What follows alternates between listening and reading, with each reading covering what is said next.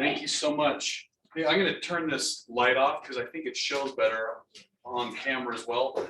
You guys have a copy here. It'll be a little bit easier for them to see on Zoom as well. It's being done.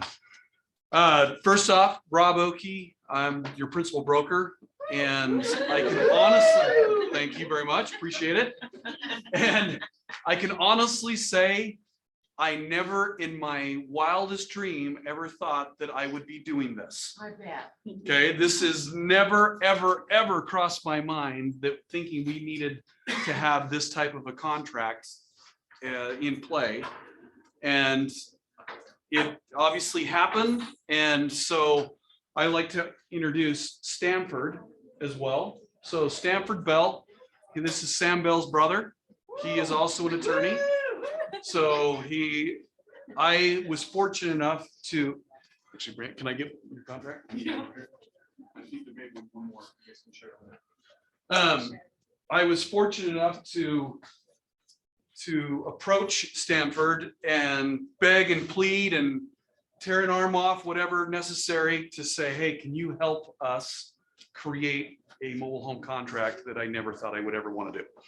So he was very gracious, fortunate for us that he's willing to do this. So I will say right out of the gate, we talked and thought about this, like, should this be very simple, the way like the DMV has a bill of sale, just one simple page? Should it just be simple, get in, get out, and be done?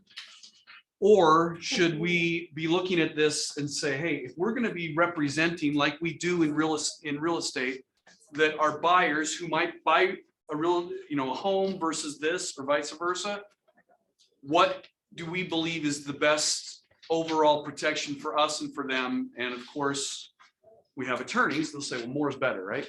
So we wanted to do that. And this is the direction that I know that I gave Stanford, is saying, I feel more comfortable if we have a little bit more than less. And I also wanted to make it as simple as possible for you guys to be able to understand the section. So we patterned this after the REPC. We tried to make this like every section that is there is the same as the REPC. So that way you're not having to think, well, what paragraph is that talking about? I mean, you probably are thinking about that about the REPC. And if you are, then you're gonna have the same problem here. But at least you can say, hey, in section 5, that talks about agency. In section 8, that's your due diligence, your financing appraisal. Section 7 is seller's disclosures. So the reason why it's also long is the fact that we patterned it after the REPC. So hopefully that gives a little bit more peace of mind for you to understand where it lies and where it's going. But at the same time, what we've done is we tried to identify some differences. Now, our company, right out of the gate, want to make sure that we all understand this. The reason why we put this together and started it this way is because up until the fourth quarter, the division has never taken a position on mobile homes. Okay, so, and understandably, the division says, well, we don't govern that we only are responsible for real property, and mobile homes, manufactured homes, are personal property. So that's not under their wheelhouse. So they couldn't add, or they couldn't give advice, what you can and cannot do. So our license does not allow, I mean, isn't there to sell real estate or to personal property. But then again, our license doesn't say you can't. Sorry, the real estate license allows us to sell real estate, but as an individual, doesn't prevent us from selling. So again, the division still has not said that you can and cannot do it. But what they have said is this: they finally came out and gave 1.5 distinct policies. The one that is distinct, they said that your trust account is there to hold real estate earnest money. So they have said if you're putting earnest money that's pertaining to personal property, then that would be a violation. So that was the reason right out of the gate at the beginning of the year, we came out and said, okay, under no circumstances anymore are we going to allow earnest money to be held in our trust account. Because the division now can look at it and say, you're in violation, and that can come back on you as the agent, me as the broker, and the company. So that was the main reason we did that. Second of all, they did say, well, the real estate purchase contract is designed to do real estate purchase transactions. So it doesn't make sense to use that. So you can either use a bill of sale or any contract that your company or an attorney has drafted. So that's what has brought the two together. Okay, does that kind of give a good general overview why we're here? Those are the challenges that we have. Now the challenge, because we are no longer taking earnest money, and as you heard Crystal at the beginning, there may be title companies out there that are willing to, so let me back up a little bit. The reason why the title company will not be involved is because they're, in most instances, there is not a title policy being issued. So since they're not involved on issuing a policy, they're not going to be involved, period. So that also may be one of the problems that you'll have, that you don't have our brokerage or a title company to hold earnest money. And it really comes down to buyer and seller. Now, I know the frustration may come from you are thinking, well, this is so hard. What do we do? And I want to refer you back to the idea. Whenever there's kind of a little bit of a bump in the road on these, just think, well, when you've ever bought or sold a car outside of a dealership, it's really just a transaction that people are doing across the table. That's what this is. This is a personal property transaction. So there are things that we have to separate. So that's kind of a general overview right out of the gate. And let's just go ahead and jump into this real quick. So first off, this first page that I've handed out to you, what we're going to ask that you do is the listing. If our company is the listing brokerage, then we're going to have you, you'll be able to put your listing on the MLS, and some of the information you'll be able to provide on the input form of the MLS, but some of the information will not be there, like the VIN number that Crystal was talking about. It's not gonna, there's not a spot on the MLS to enter a VIN number. So what I would suggest the listing agent do, these first 2 pages, this is a checklist for if we represent the seller, or if you represent, or if the other party is representing the buyer, kind of a looking through the contract to say, hey, this is a quick reference for you guys to see what you do or do not need to do. So the first part is talking about for the seller. So the seller under section 2 or 3, they've got to gather all that information before they list the property. You need all that information. And what I would suggest you do, fill this out. And then when you put this on the MLS, upload all of these documents. We'll send them out for you to be able to do it. But upload all these documents that may or may not be used on your transaction, but at least they're there, because the buyer, now what we want you to do is tell your buyer, hey, my seller wants to use this form. Otherwise, unless they have their own company form, which I don't know of anyone else that's done this at this point, they're going to use either the Rep C or they're going to use just a bill of sale. So encourage, just say, hey, my seller wants to use this form. We've given you the instruction how to fill it out with the information that we've already provided. Make sense? Everyone knows how to upload it, forms into the MLS, right? As an attachment. That's what we're talking about. Okay. So make sure you follow this, and it's pretty self-explanatory from that perspective. But the key thing right out of the gate, we're asking right at the very beginning, where is the earnest money going to be held? Is it going to be held at the title company? Yes or no? No. More often than not, it's going to be no.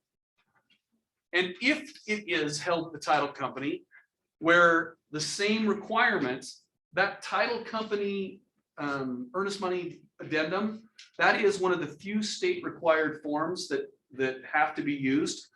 So we put the same thing. If you are going to hold it at a title company, you must use that addendum that requires signatures of buyer and seller for that.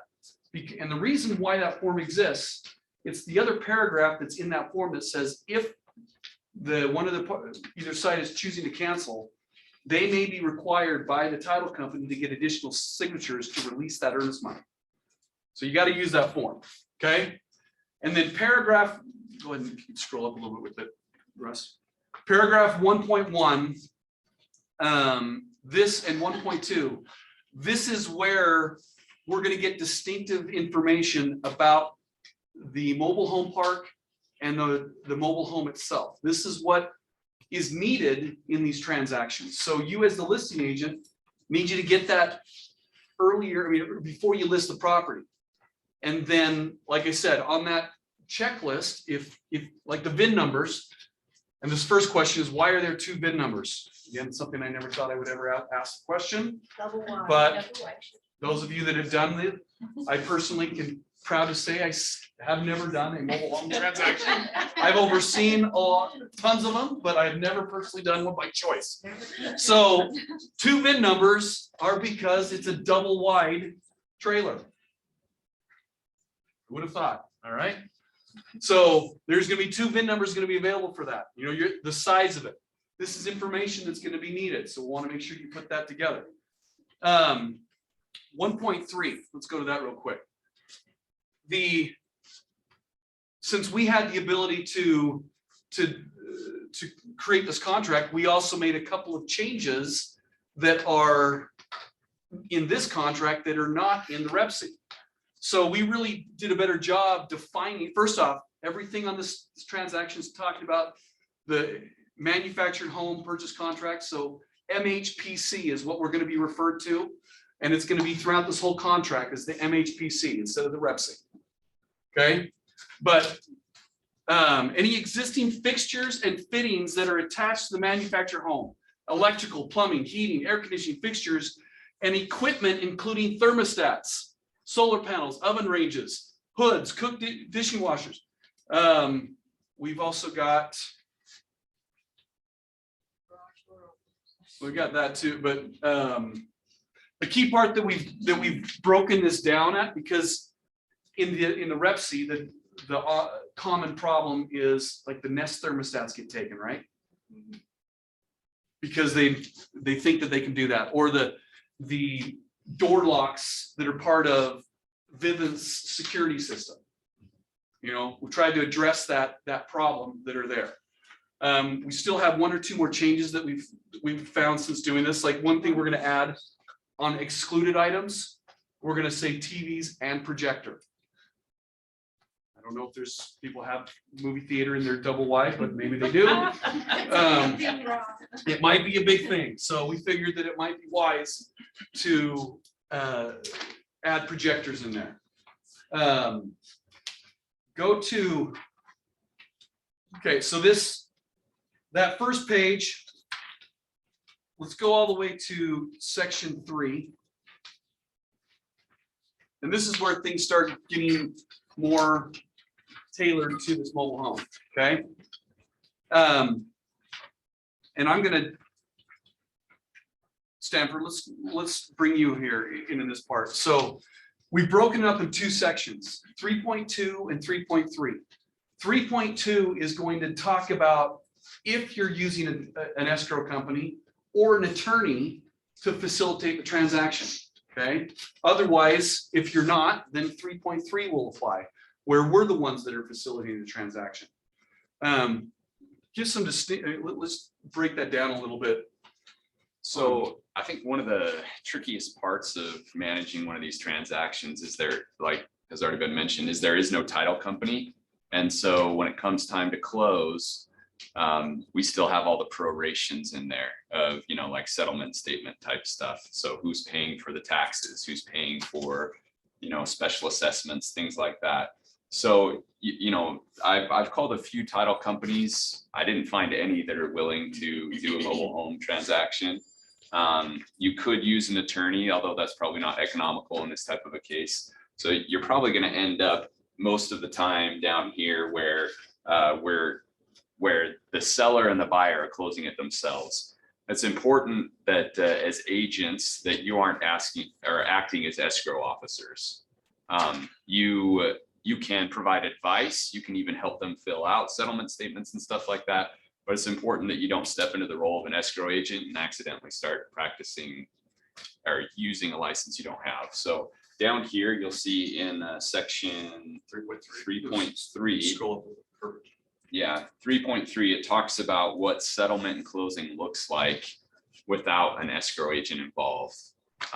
Obviously, we all know that the seller and the buyer probably aren't going to be doing a lot of the heavy lifting themselves. They're going to ask you to manage it, but ultimately it should be their name that's kind of on that settlement and closing. So this just talks through what you should be doing as agents, and it's, or not necessarily you should be doing as an agent, but you should be advising your client to do. And it looks a lot like a real estate closing where there should be a settlement statement, because you don't want to come back after the fact and be like, oh, you said you were going to pay for the county taxes in the contract, but you didn't at closing. So there has that stuff you see at closing, a title company does. We have to kind of help facilitate a lot of that. And so what we did try to make sure, like under this first part of the settlement, seller shall provide the following for settlement: a settlement statement disclosing. So we provided as part of the paperwork a blank settlement statement that give you the ability to, or your client, to try to fill in that gap of kind of what's there. They have one thing that you're going to want to know if you're representing the seller anyway is a copy of the verification letter, or do they have a copy of their title? So up front that that's going to be the case. And so they're, of course, they're going to provide that at the settlement. And so that these are the things that we provided in that checklist to make sure that you're doing, so you don't miss out on this stuff. Yeah, so big items are settlement statements, making sure any liens, any loans on the property are getting paid off, and then title is actually getting transferred. Title in this case is a little bit different. Because it's personal property, the county recorder isn't involved. It's all handled at the DMV. So there's two parts to closing to actually transfer title. The first is you got to have a bill of sale. This is the exact same thing if you've ever sold your own car. You got to have a bill of sale, and then you got to actually have the Utah Department of Motor Vehicles title that gets signed over and taken down to the DMV. So it's just kind of coordinating that. And because, just a second, because the state's going to require the bill of sale, it's right after the contract, we have a bill of sale that will be filled out as well. We're not trying to, I know people are thinking, why am I doing double the work? We don't think the DMV more than likely will not accept the contract as that piece, and you'd have to do a bill of sale anyway. So just know the bill of sale will be part of this contract. But, well, it's separated. We don't say that it's included in the contract itself, but you will need to do a bill of sale. But we have a section that we'll talk about specifically as it's exhibit. Could you back up 301? Could you go back to 3.1? So we should just go ahead and just check on the personally between buyer and seller. That will be the most likely. Yeah, this is probably the one you're going to do. You may eventually find a title company that's willing to close these, and then I'd recommend doing that. But until you find one, that's probably. Can I say something too?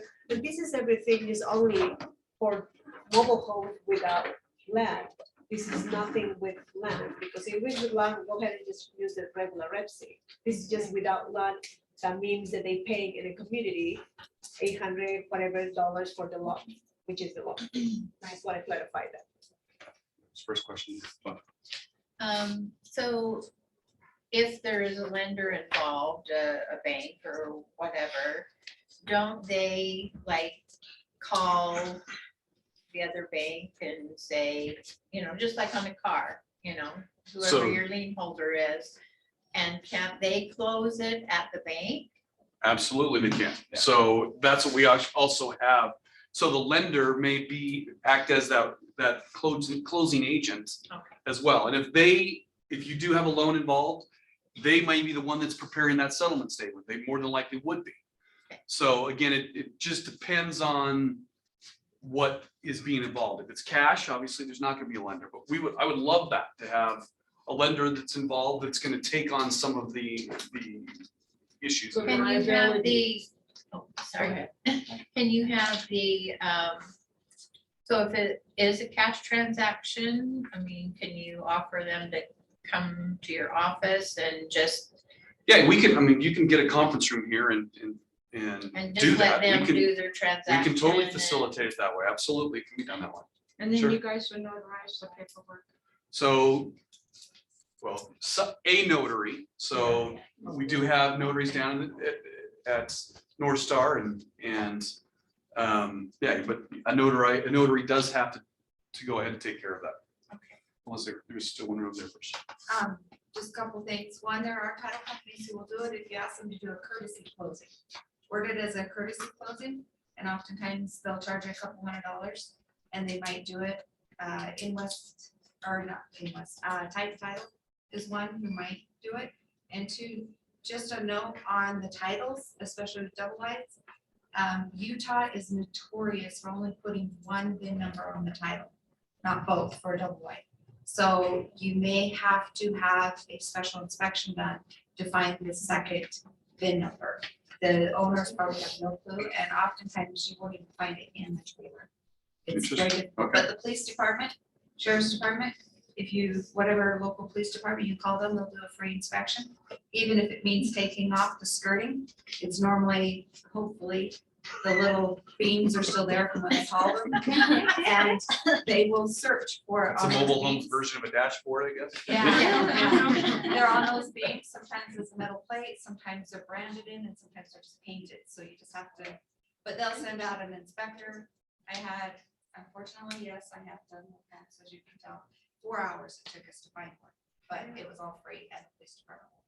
Wow, okay. And that's, Thank you. that's a really That's good a- point too, just to keep in mind, like, if you're selling the double wide and there's only one VIN, you're technically only transferring title to half of what your buyer thinks they're getting. And that's, I mean, you could go to court and argue, no, the intent was both, but that's a lawsuit that nobody wants to get into. And so, yeah, if there's only one VIN on a double wide, make sure you find that other VIN. I So love that. Thank you. I believe, based on, because I sold quite a bit of mobile homes, I believe that these double numbers, big numbers, they were usually at some certain years of mobile homes. Right now, it's only just one. You don't need to have two, so you don't even need to worry about it. Yeah. So this happened in the past, but right now it's usually one. So Unnewer. depending I don't know the answer to that. So if a new one is still producing two VIN numbers, then I would say there's probably two VIN numbers. And what Stanford said is, Sure. we want to make sure that we do our due diligence to get both of them to avoid any potential lawsuit with it. Okay? The one I did all that on was a 98. Okay. So they could have changed that. Yeah, Sure, but it was this. Representing the buyer, and then there's gonna be a cutoff, right? If it's paid off, there's no loans on that, with that seller. We have to, as agents, I mean, quote unquote, we have to call the DMV and find out, that's a clear title, or are we So, crossing that boundary and acting as sort of escrow officers? no, We you're don't always, do that. yeah, you're, and it's kind of a gray line between when you're acting as an escrow officer and an agent. I think that is just due diligence, and so you're absolutely welcome to call the DMV. But when we get down to section 7, one of the seller's disclosures is a copy of the title, just a, Xerox copy or whatever. And if the name of a lender is not on title, then technically they don't have like priority. It's almost the same thing as if there was a loan on real property, but they didn't record the loan documents in the county recorder. So to have an actual security interest in that mobile home, it has to be written on the title. And the DMV will require a 6-year tax history before they'll switch the title to the new owner. So that helps clear all that. We've heard 5, and we got that in our seller disclosures, but we'll get to that. We're gonna talk about that in a second. Real quick, we'll just go to 3.4. We're gonna have to blow through this part. If you want to just take 2 seconds and explain what that paragraph is for. So don't worry too much about this. This is some legalese that basically says an escrow officer has fiduciary duties to both sides in a transaction. If there's no escrow officer and it's just the buyer and seller transacting, we're basically giving them fiduciary duties. So let's say the buyer writes a check to the seller, or the seller gives title that's signed and notarized to the buyer. but the buyer never goes to the DMV to actually change title and then something happens, it basically gives them some kind of claim against the buyer for failing to take the proper closing actions. So. Let's go to 4.3. Thanks, Russ. Okay, so again, part of what we're going to be having to do is try to either prorate, find out what these fees are or are not. We put things that may or may not be involved. If the mobile home park, if they have any type of either transfer fee or payoff amount, we're addressing that opportunity here. One change, just so you know right out of the gate, we are going to change. It's in E, this change of DMV fee. We put it, it was going to be split, or it had the right to be split, buyer, seller, pay, whatever. But this is just going to be the responsibility of the buyer. Because the buyer's the one's going to be taking this information to the DMV anyway. We're going to just default it. The buyer shall be responsible for those. And if you guys want to negotiate afterwards, you put it in an addendum. The key part on D, though, again, we put this use that checklist, because the checklist, I've tried to go through and take everything in the contract that says the seller's responsible for this, the buyer's responsible for that, because I know that you guys are going to miss it.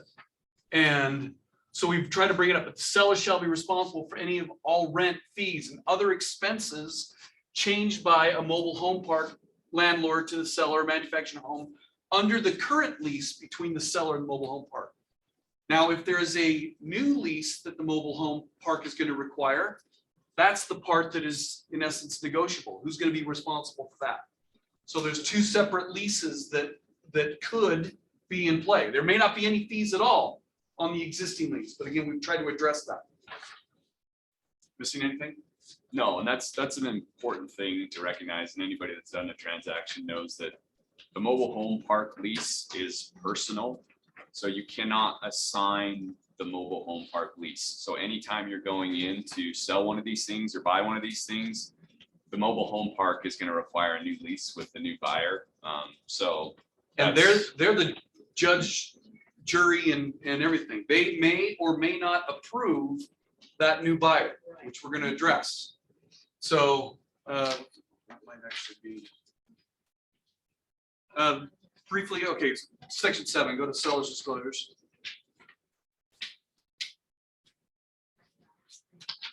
So again, we tried to put everything in the same kind of format that does apply with the REPC, where they're talking about the 5 years of insurance claims or tax, somewhere around here.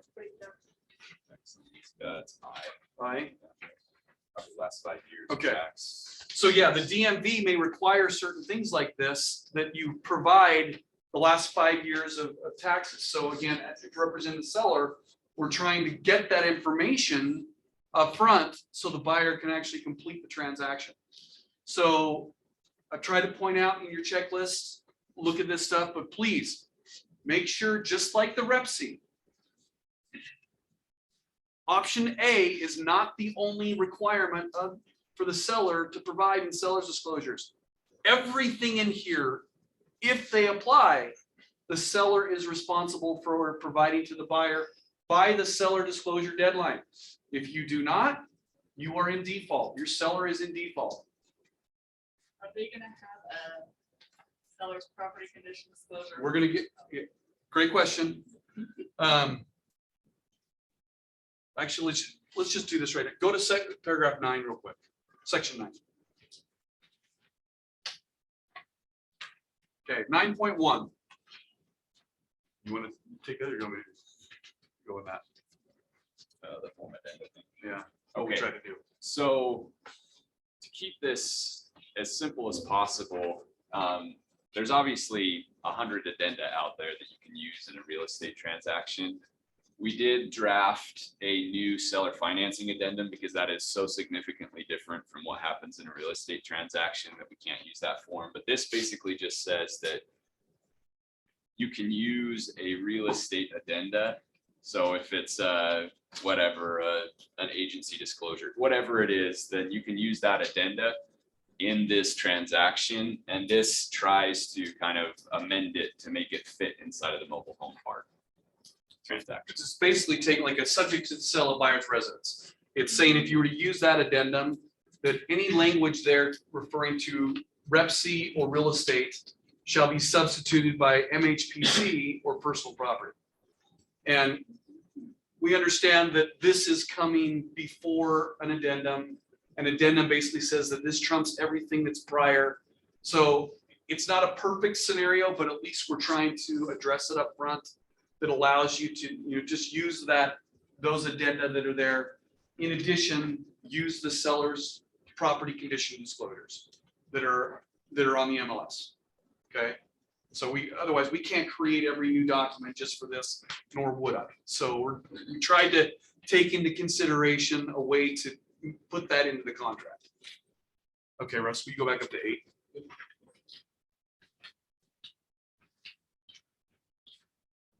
Just one more thing on 7 before we move on. Just remember, without a title company involved, nobody's looking at title. And so again, you're not a title agent, but just take a look at title and make sure there's nothing fishy with it, right?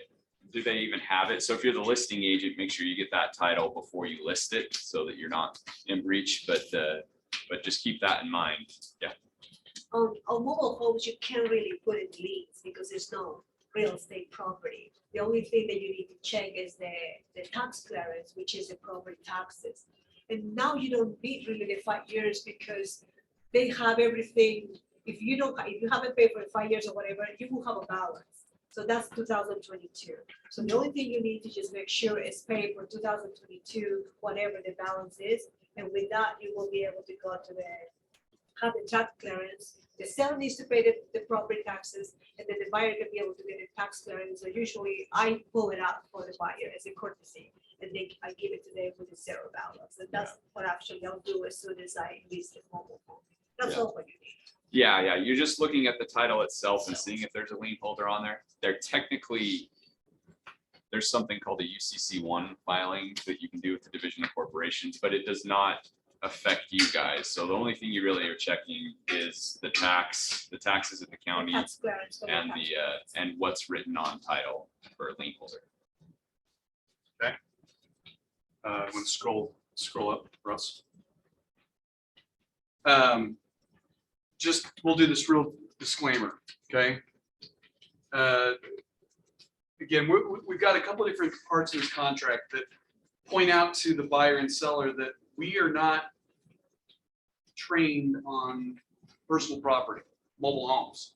We're recently trained on real estate, but they're close enough that they're in between. But buyer understands that no real property or any lease or real property is being transferred, assigned, or sublet with the manufactured home. Buyer also understands that buyer may or may not be able to keep the manufactured home in its current location.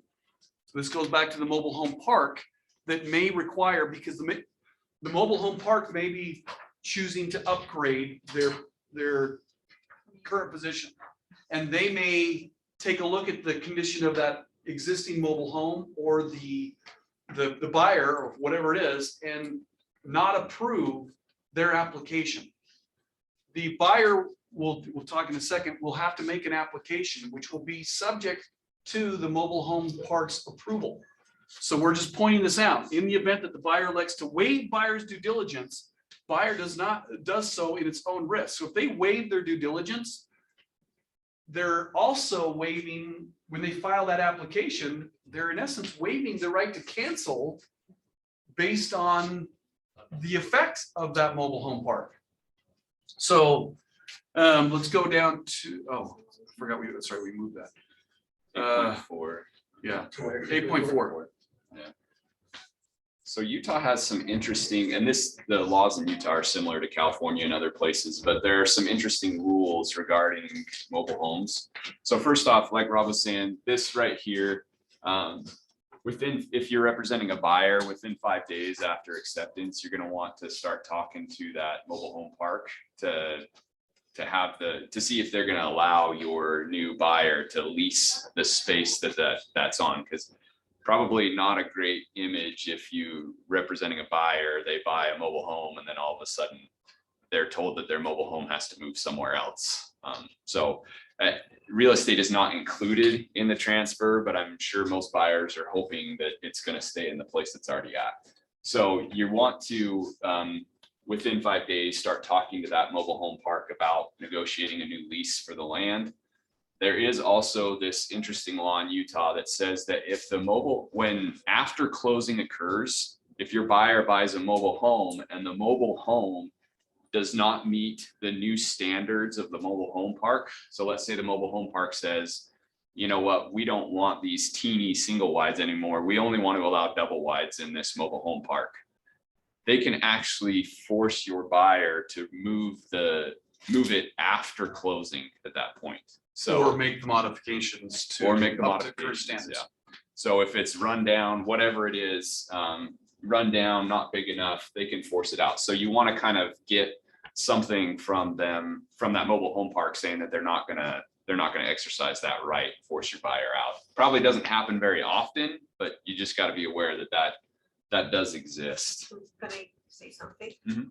That's the reason why when you're going to purchase something, you need to pre-qualify with the subdivision, and they'll take care of that. You don't need to get involved into that because they're the ones that know what the standing situation with the mobiles are. Mhm. So as long as they approve, the buyers are approved with the mobile subdivision, you're just fine. You don't have nothing else to do. Yeah. Because they're We the ones that do it. We do have one, I know of one certain situation where the mobile home park is not acting at all. They're not responding back to the seller. They're not reviewing the application. They're just in limbo. So because the purchase will be contingent upon that seller is actually kind of stalemated to some point. And so just know that what we put in the ability to cancel, we're saying that mobile home park approval is part of the due diligence for the buyer. If the buyer chooses to go past their due diligence deadline prior to getting that approval, they're in essence waiving their right to cancel based on that. And hypothetically, let's say that the mobile home park does not approve their application after the deadline. In that event, similar to financing, where in the REPC, where let's say you day before closing, you lose your job. Well, clearly you're not going to be able to get the loan if you don't have the job anymore. So in that case, based on the financing condition, the seller's sole remedy is the earnest money as damages. We've done the same thing here. We're saying that, hey, buyer, you still have the responsibility to take on that application and make sure that's done. Now, if you're representing the seller and you know that the mobile home park is taking longer than they should and you're trying to work this out, you might want to extend the deadline so that they have time to get it approved. But if they don't, and they have to cancel because they don't get approval, then the damages would be the earnest money. So if you don't have earnest money on the transaction because it's hard to find where it's going to be held, then remember, there's no consequences to the buyer if they just walk away. I see a hand somewhere, not? Well, what I do as a leasing agent, when I list a mobile home, is I will take an offer just verbally over the phone with the contingency they need to be pre-qualified. I usually give them 3 days or so they can be able to move on. I don't do any paperwork at all, and that will save you so much time on Sure. this. That's all what I do. I'm on, that sounds great. Anything I'm missing right now? I have a question. Yeah.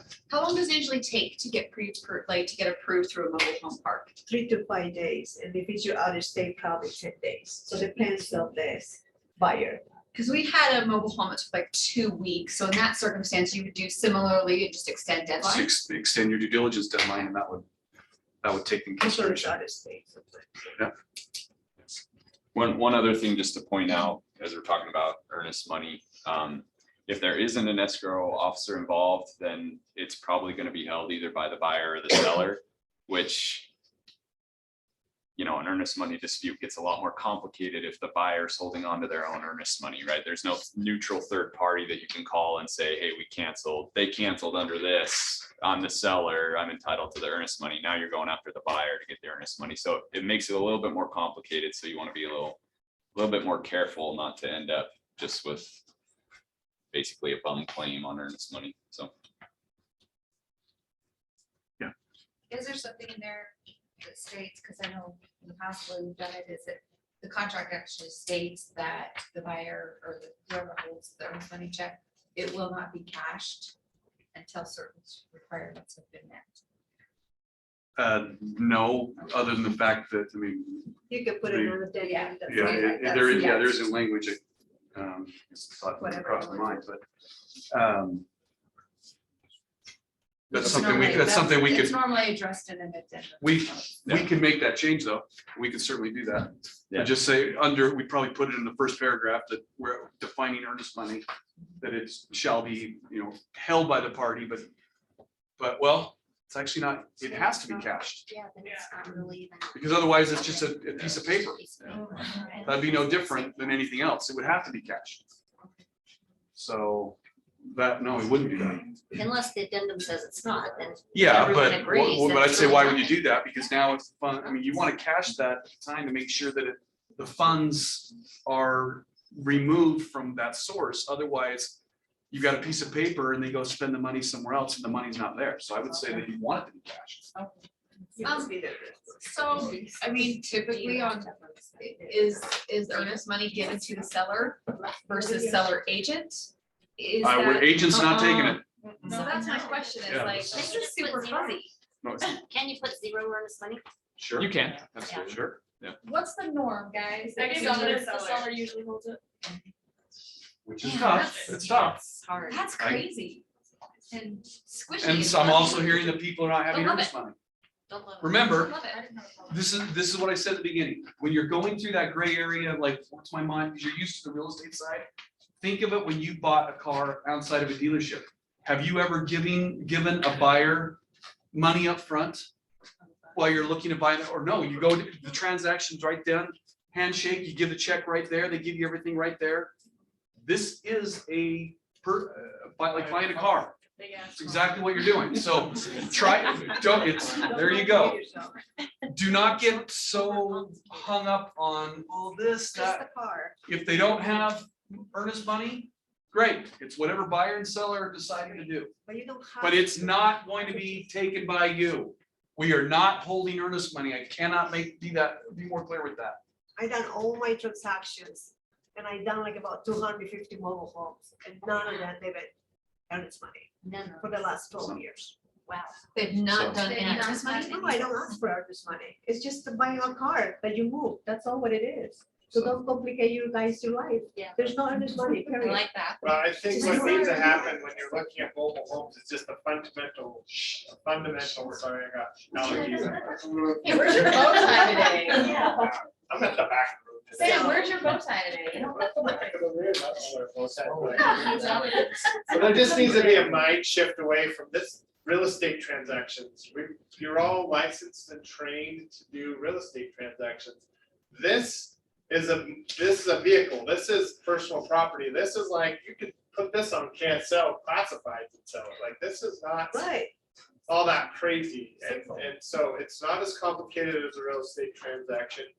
You know, what's been designed here is a contract that if we're going to be facilitating and helping buyers and sellers with these types of transactions, this contract has been written to give that buyer seller as much protection as we can think of, right? I've seen these where they're a page. It's like, you know, when you go to a car dealer, you can buy, if you want to buy a brand new Lamborghini, it's still a one-page contract, right? Or if you're buying a used Corolla, it's still a one-page contract.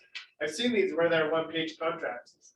This is a little more detailed because we want to point to a buyer seller if they have an issue and they come to us and go, geez, and all you gave me was a 15-word contract. You guys are at fault somehow. We want to go, no, we tried to do something a little more inclusive, make sure you're well protected.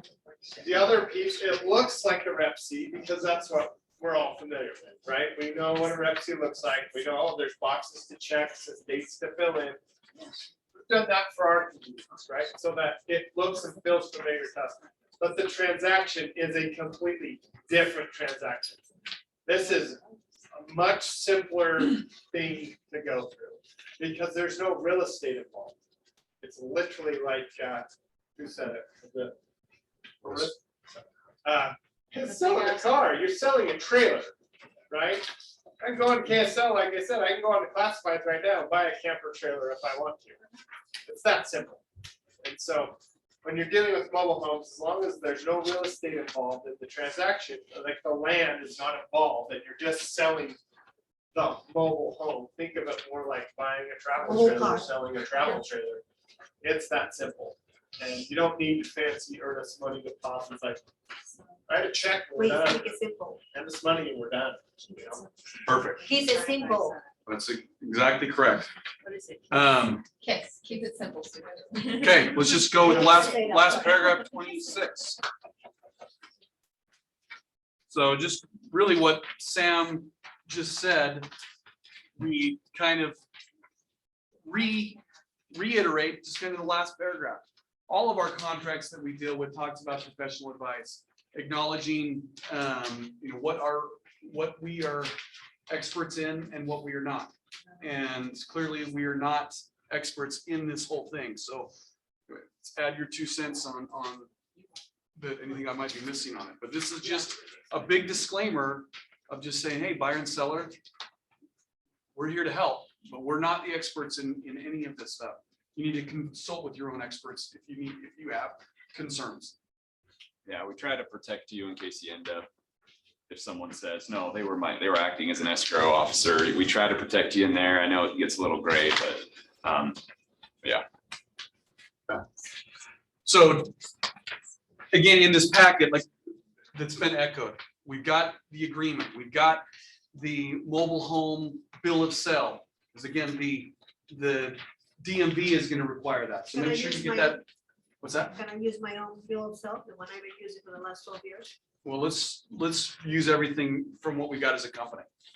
That's right what I'm there. asking. Can I use my own? Let's use it what we got as a company. I think The- that means no. You didn't say, you didn't say yes or no. You didn't say. Come and yes talk or to me no. afterwards. Maybe you should share yours. Maybe I there's did. things. I already did. I will just say there's a lot of like bill of sales online and stuff. You can Google it and find it, but most of them don't have any warranties to title. And so it's almost like getting a quick claim deed to a house.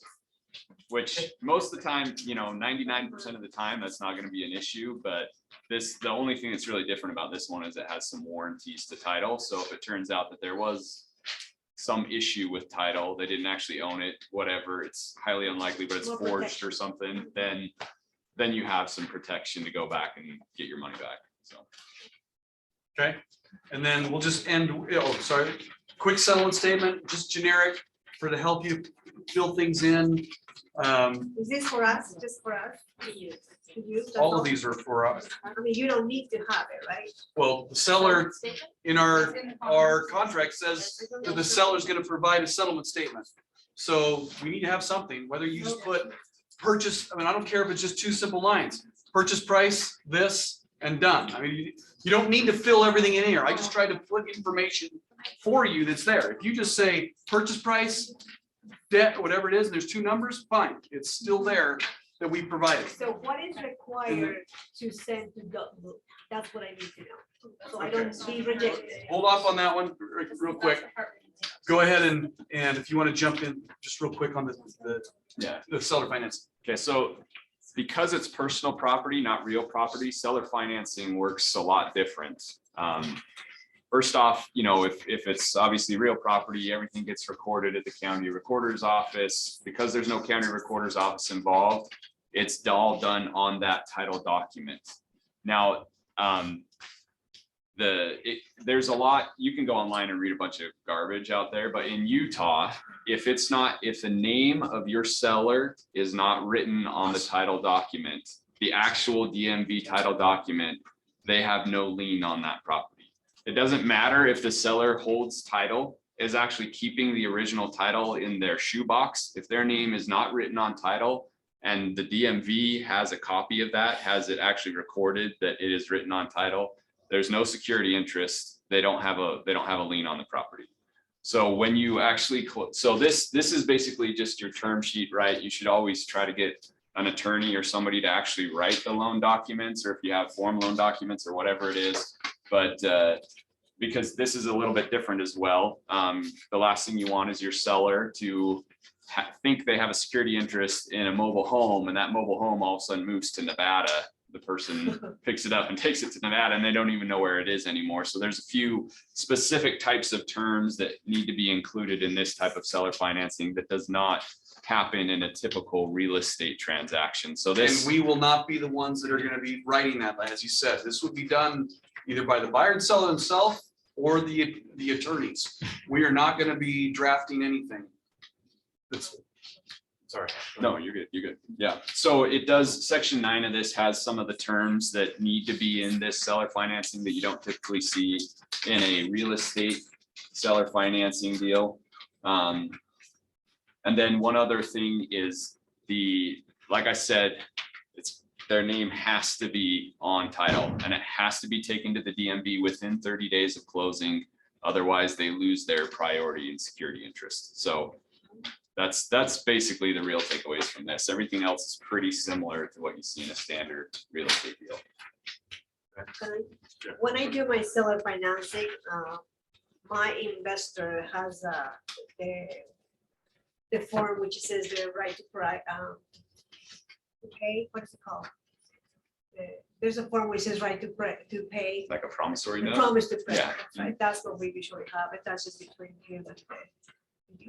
Yeah, there's 3 parts to this that you have to actually have an enforceable security interest. First, you gotta have the promissory note, which is, yeah, I buyer promise to pay seller $70,000 or whatever. The second part is you have to have an actual security agreement. It's separate. It's like a trust deed. It's separate from your promissory note. The security agreement says, I, buyer, promise to give you, seller, a security interest in my mobile home. And then the third thing is the title document that has the name of the lender or the seller or whoever's financing it written on that title document recorded with the DMV. So those are the 3 things that you got to have. I have 2 questions. The first one, on the buyer broker agreement, if your buyer states that they're looking for mobile homes, it doesn't explicitly say that it's. Yeah, our listing agreements, our buyer brokers, they don't. We are probably gonna just do a quick modification. That's one question we've talked about. We may just add that as well. But we haven't decided anything about it. In the meantime, just use the buyer broker. Second question, is there any different way that you want us to handle the commissions on this? Typically, the way I've done it is. Yeah, so great question. And Stanford, I know you need to probably take out, so thank you very much, Stanford.